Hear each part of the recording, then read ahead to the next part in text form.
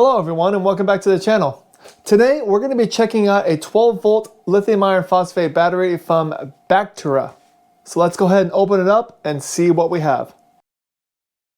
Alright, when you first get the box, you will see a little Ziploc bag with an owner's manual and your post bolts inside.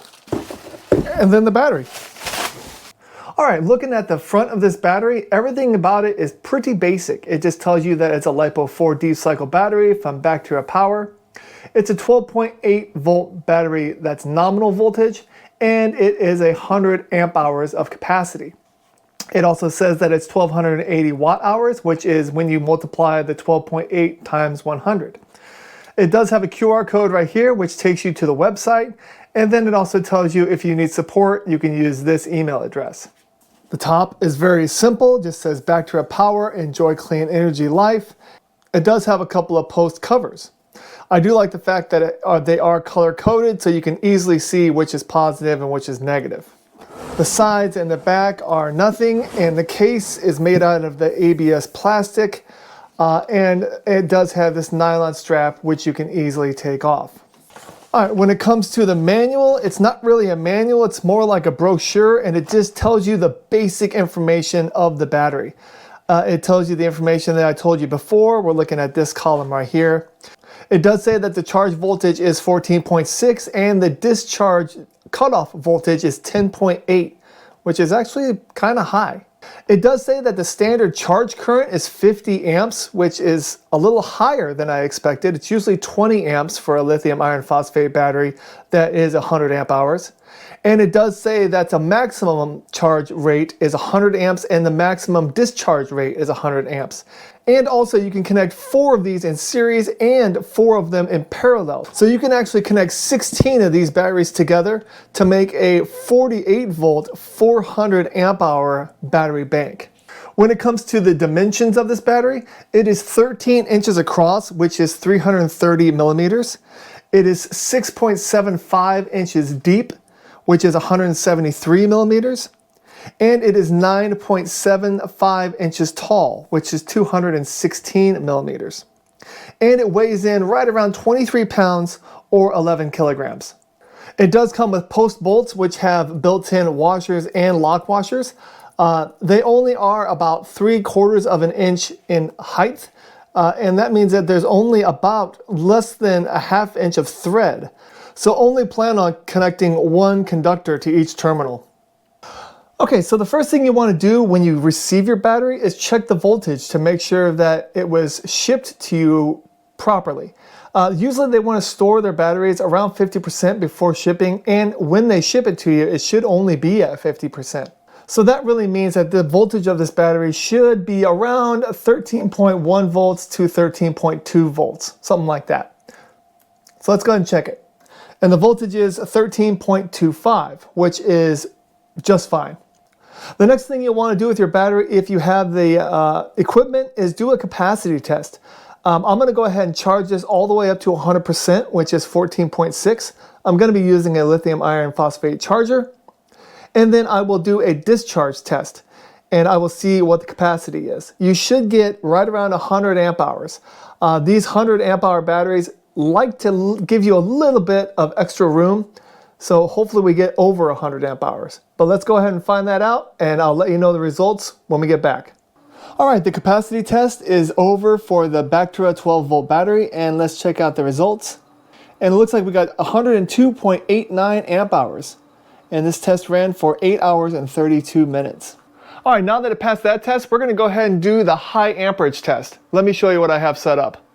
Alright, what I have is the Bateria battery, all connected up to this 5,000 watt pure sine wave inverter. I have an amp clamp right here so we can measure the amperage, and I have a voltmeter right here so we can watch the voltage of the battery. What I have connected to this inverter is a 200 watt heater, a 500 watt heater, an 1100 watt griddler, and a variable 1300 watt new wave induction cooktop. So my first plan is to just pull 100 amps out of this battery for 5 minutes. And then once we do that, we're going to kind of find out how high this battery can go.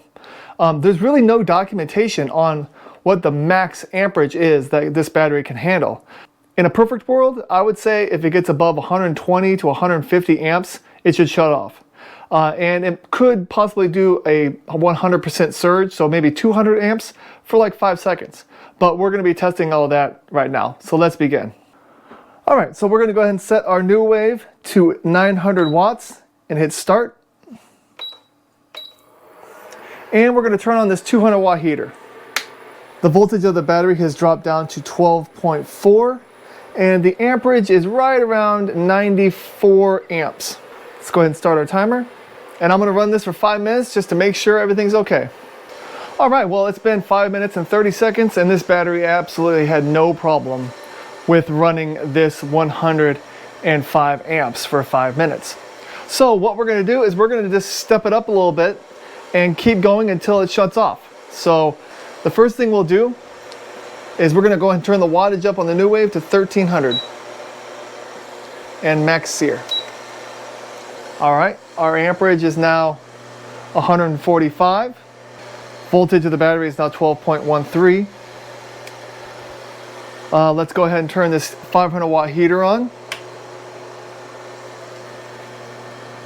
Amperage is now 215. Oh, it's going down to, it'll probably go down to about 210. 210 amps. No, 207, 6, 5. Okay. So 200 amps. It shouldn't really run this for that long. The inverter is saying 2,000 watts right now out of a battery that has 1,280 watt hours. So it could run this load for about 40 minutes. But let's not stop there. We're at 202 amps. Our voltage is 11.7. Let's go ahead and turn this heater off and turn on the griddler, which is 1100 watts. Amperage is now 280. Voltage is down to 11.26. That means the wattage of the inverter is 2590. So, okay, let's turn this heater on.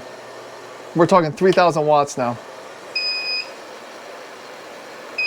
All right, that is the inverter because the voltage is down to 10.9. Our amperage is 330. And I have everything running at full blast. That means we're looking at almost 2,900 watts. And this battery isn't doing anything. It's holding at 327 amps. And the voltage is 10.9. And it's now 8 minutes, so I'm gonna go ahead and call this quits. This battery does not have any high amperage protection that I can get. All right, now that I've come to the conclusion that this doesn't really have any protections when it comes to high amperage, I'm wondering if it can surge over 400 amps. So I'm gonna go ahead and start up my Shopsmith. It's plugged into this inverter right now.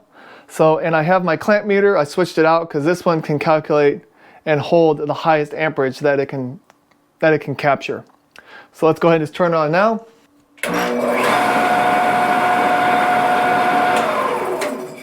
I'm not surprised by that, and it actually overloaded my amp clamp. And this is a 400 amp clamp. All right, now that the high amperage test is done for this battery, I'm gonna go ahead and just throw it in my freezer because I just wanna see if it has low temperature charging protection. When it comes to the high amperage testing, it didn't have anything, but also in the documentation didn't give any numbers. So it's not wrong, it's just not what it should be in my view. Since there is no documentation also that it has low temperature charging protection, I would be surprised if it does, but we're gonna test it anyway. So when it's nice and good and frozen, I will come back and we'll try to charge it.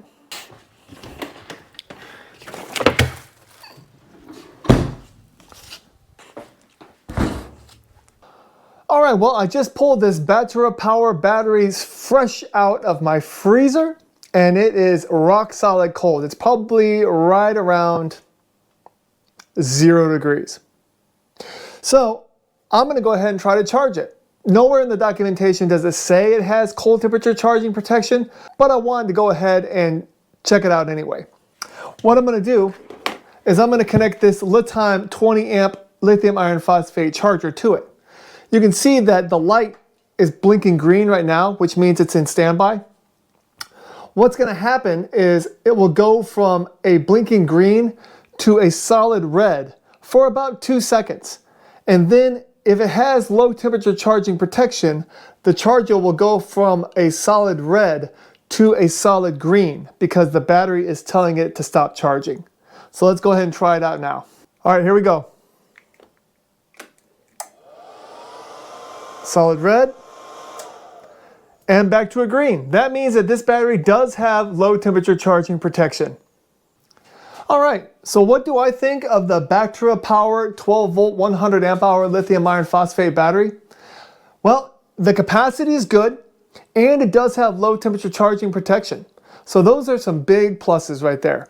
The only downside that I could find is that it doesn't have any kind of high amperage protection. So what that means is this battery is going to power anything and not shut down.